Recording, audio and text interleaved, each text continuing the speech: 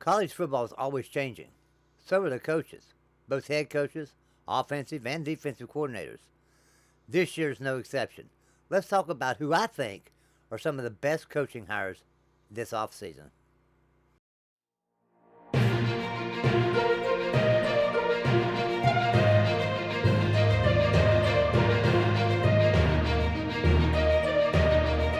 why I don't read the newspaper. Because it's garbage. And the editor that let it come out is garbage. Come after me. I'm a man. I'm 40.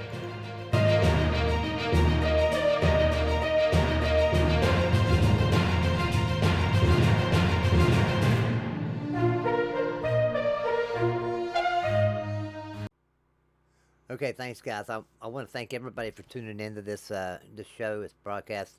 If you'll do me a favor right before we get started, go ahead and hit that like button. And if you're not a subscriber, be sure and hit the subscribe button and turn on your bell notification so that you'll know whenever we upload a new video or go live for that matter. Live shows are going to be starting. I'm not sure when. Jeff Grimm may be able to do one this week. I'm not going to be able to, it doesn't look like. Still don't have my new internet yet. Still working on that. So, bear with us. We're going to get it going, though, for you guys. And I promise that we'll be going live before you know it. So there's been some great coaching hires this offseason. And even before the offseason came, we've seen some great coaching hires at schools before the season was over. So let's talk about a few of those right. Okay, I'm not going to mention every coaching change that's come about in the off season right now, and even during the season. I'm going to talk about these coaches right here on the screen for just a second. I don't have them listed in any particular order. It's just how I found them. When I looked them all up, it's just the order they were in, and I think they're probably the cream of the crop, the best ones right now in college football. So let's start with Matt Rule. A great coach. He took Temple and Baylor and turned both programs around. So that's pretty good in itself. He didn't have good first seasons while he was there though at Temple or Baylor, either one. His first seasons he won one or two games at each school. So do I see Nebraska turning around and becoming a national power again next year? No, that's not going to happen. They might just be lucky if they win 4 or 5 games. But Matt Rule is one that can turn the program around so that year 2 and 3 and 4, they could be back in the national championship hunt here in just a few years. So that's a great hire for Nebraska. Now Luke Fickell. When this hire first happened, I started thinking Luke Fickell at Wisconsin, to me, made no sense. Simply because, he's got a pretty powerful offense, but he concentrates a lot on the run. After I started researching it, that's where his big thing is in the run game. And that's what Wisconsin likes to focus on. And he's also big on defense. He likes a good, strong defense, and he'll have that at Wisconsin. So the more I looked at it, the more I realized Luke Fickell's a pretty good hire for Wisconsin and going to be a pretty good fit for them. So Luke Fickell at Wisconsin now, that's really a good fit. Then we got Deion Sanders of Colorado. Now, here's what we don't know. Deion Sanders is unproven as a head coach, really. I mean, we can look at his time against weaker competition and at Jackson State. Sure, I mean, he did really well at Jackson State. He went 27-5 over 3 years. That's pretty good. But Deion Sanders has a lot of flash about him. They don't call him prime time for nothing.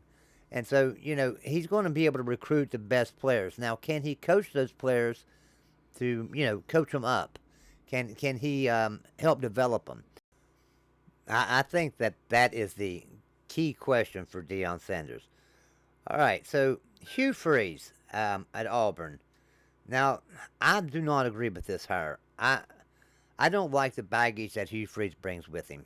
He's had scandal after scandal, and even had some at Liberty that kind of went hush hush. But something about doing some tweet towards a girl or something. It ended up costing Liberty like $1 million or something. They settled it and got it quieted down. But what's he going to bring to Auburn with him now? Now it's not that he's not a great coach, because Hugh Freeze is probably one of the better college football coaches out there. But he can't seem to seem to get his priorities straight. So let's hope, for Auburn's sake, that Hugh Freeze straightens up and doesn't bring any more with him, any more baggage. Next one on the list, Jeff Brom, Louisville. This is a great hire. Kenny Satterfield left Louisville, went to Cincinnati, took the Cincinnati job. Kenny Satterfield's a great coach. So I think this is a pretty good hire here. Louisville's not been a top program for a while, but they've been a decent program. Can he take them to the promised land in the ACC? I think that's yet to be seen. We'll find out real soon. Next one on the list, Jamie Chadwell, Liberty. This is a great hire, because Liberty's headed into into Conference USA. They needed a coach that could get them, back up there to where they're going to be able to compete week in and week out in Conference USA. I think they hired him in Jamie Chadwell. I think he's a great coach, and that was a good hire. And next one on the list, Tom Herman. Florida Atlantic. Now, Tom Herman's one of my favorite coaches. I know that my favorite team is West Virginia, and our head coach, Neil Brown's on the hot seat. Was on the hot seat all year. People were saying, if they fire him, who are we going to hire? I was saying, if you fire Neil Brown, we should go after Tom Herman. I love Tom Herman. I think Tom Herman's a great coach. I think he was just a year away at Texas, and we all know how it works at Texas. You better come in, you better win, or you're out of there. And they don't care who you are. They've got the money to hire and fire the next 200 coaches. So it doesn't matter to them. But Tom Herman's a great coach. So FAU will be a great team. There's no doubt about it. That's about all I'm going to talk about there. And now I'm going to go in and talk about something else. Okay, so I want to put these coaches in what I think is top to bottom best coaching hires. But I want to add one more in there too, and I'm going to rank them in there. And it's not a head coach; it is a offensive coordinator, and that's Grant Riley. So Lincoln Riley's brother. We all know he was at TCU last year, and we know what TCU did, making it all the way to the playoffs. Their offense was amazing, Now Dabo Swinney has picked him up and hired him from TCU. So that, to me, is the number one coaching hire this year. Of any coach. You can pick head coaches, offensive or defensive coordinators. I think Grant Riley at Clemson is going to be the best fit and the best coaching hire this season. Other than that, I'll put the head coaches in order right here, right now, and show you who I think are the best of the head. Okay, so this is my top 5 head coaching hires for 2023. And if you'll look, I think the one thing you'll notice is that Hugh Freeze is not in my top 5. I just don't agree with that hire at all. Number 1, I have Tom Herman at FAU. I think Tom Herman was the best coach available out there, to be honest with you. Now, when I say best coach available, I mean, a coach that wasn't coaching, ready to go, a coach like a Matt Rule or Tom Herman. I think Tom Herman's the better coach between them two. So I think Tom Herman at FAU is the best hire. And I think at FAU will show you that. And I don't believe Tom Herman will be there more than 2 years before he's picked up by a Power 5 program. And hopefully my Mountaineers will pick him up if they do fire Neil Brown next year. I would love to see Tom Herman. Number 2, Matt Rule at Nebraska. Matt Rule didn't do too well in the NFL, but he's a great college football coach, and he's a great recruiter. And he takes 3-star talents and makes them play with a 5-star attitude. So Matt Rule's a great coach, and so I think he's the second best hire out of all the coaches. Number 3, I've got Luke Fickell at Wisconsin. At first, like I said, I didn't understand that hire. I did not like the idea of Luke Fickle at Wisconsin. But the more I look at it, and the more he likes power run and big brutal defenses, I like that hire. Luke Fickle's going to do a great job at Wisconsin.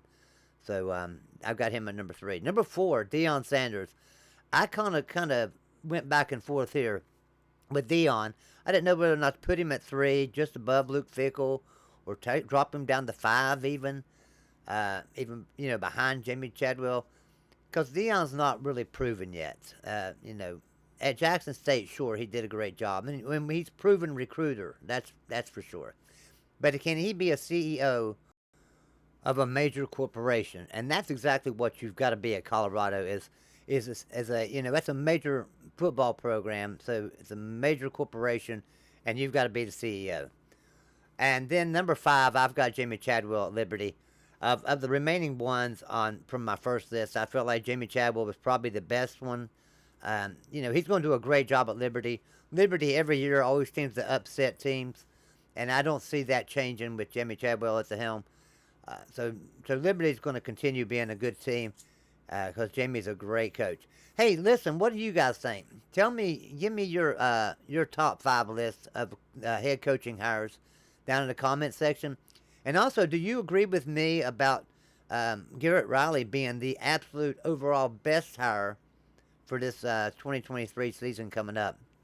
I just think that was the best hire of all of them, is Riley. Now, I'd like to know what you think, though. And one more time, if you would, be sure and hit the like button, hit the subscribe button if you're not subscribed, and turn on your bell notification so you'll know when we put out a new video each day. All right, guys, appreciate you coming in. We'll see everybody next time.